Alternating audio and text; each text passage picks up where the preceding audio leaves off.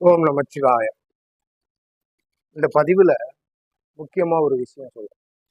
ஒரு சிலர் கேட்குறாங்க, ஒரு விஐபி பிறந்த நேரத்துக்கும் நான் பிறந்த நேரமும் ஒரே மாதிரி இருக்கு, அது ஒரு நிமிடம் கூட மாறல. ஆனா அவங்க ஒரு உயர் பதவியில இருக்காங்க, ஒரு உயர் அதிகாரியா இருக்காங்க, இல்ல நாட்டை ஆளும் திறமையில இருக்காங்கன்னு சொல்றாங்க. அப்போ அதே போல ஏன் எனக்கு அந்த அமைப்பு வரல அப்படின்னு கேட்குறாங்க. அதாவது நாம இன்னை வரைக்கும் நாம கடைபிடித்துட்டு வரக்கூடியது பிறந்த நேரத்துல எத்தனை மணி எத்தனை நிமிடங்கிறது மட்டும்தான்.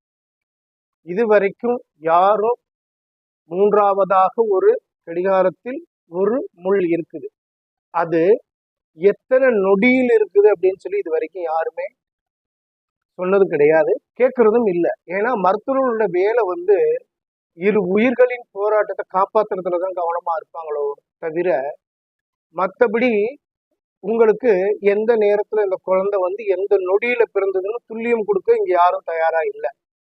அப்போ ஒரு குழந்தை பிறக்கிறது ஒரு ஜாதகத்துல ஒரு 2 மணி 34 நிமிடம் அப்படின்னா 15 நொடியிலையும் இருக்கு, 23 நொடியிலையும் ஒரு குழந்தை பிறந்திருக்கும். அப்போ ஒரே நேரத்துலதான் நாங்க எல்லாரும் பிறந்தோம், ஒரே மருத்துவமனையில தான் பிறந்திருக்கோம், அதனால எங்களுக்கு எப்படி அந்த விஐபி மாதிரி நானும் ஏன் ஆகல அப்படின்னு கேட்கிறவங்க தயவு செய்து நீங்க ஜோதிடத்தை வந்து பொய்யாக்கணும்னு நினைக்கிறதுல இங்க முடியாத கதை.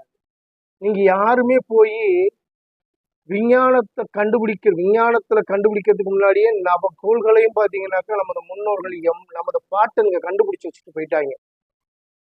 ஆனா இன்னைக்கு விஞ்ஞானத்துல போய் பாத்தீங்கன்னாக்கா செயற்கை கோளுன்றது வந்து இன்னைக்கு செவ்வாய் கிரகத்துக்கு அனுப்புறாங்க, இது போல ஒவ்வொரு கிரகத்துக்கும் செயற்கை கோள் அனுப்பிட்டு இருக்காங்க. இதை யாரும் போய் கிரகமே எங்களுக்கு தெரியாது, கண்ணுல நாங்க பார்க்கல, அதுக்கு செயற்கைக்கோள் அனுப்பி பணத்தை மக்களோட பணத்தை விரயமாக்குறது யாரும் போய் அரச கேள்வி கிடையாது. ஆனா ஜோதிடர்கள் ஈஸியா பாத்தீங்கன்னா எல்லா விஷயம் கேட்டுருவீங்க. ஒரு விஷயம் சொல்றேன், நான் சொன்ன இந்த நொடி கணக்கு அப்படிங்கிறது, அதாவது 2 மணி 34 நிமிடம் 12 நொடி இல்லை 23 நொடின்றது எந்த மாதிரி இருக்கும் அப்படிங்கிறத என்னோட யூடியூப் சேனல்ல நான் இப்போ பதிவு பண்றேன். அதை நீங்க வந்து போய் பார்க்குறவங்க பார்த்து அதோட விளக்கம் தெரிஞ்சுக்கோங்க. யாருமே விஐபி பிறந்த நேரத்தில் நான் பிறந்த விஐபி மாதிரி இல்லைன்னு சொன்னாங்க.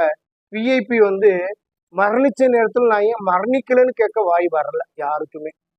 அதாவது அவங்கள பொறுத்த வரைக்கும் எப்படியாவது நம்ம ஒரு புத்திசாலி அதிமேதாவின்றதை காட்டணுன்றத மட்டும்தான் இங்க இருக்காங்க. ஓம் நமச்சிவாய, வாழ்க வளம்.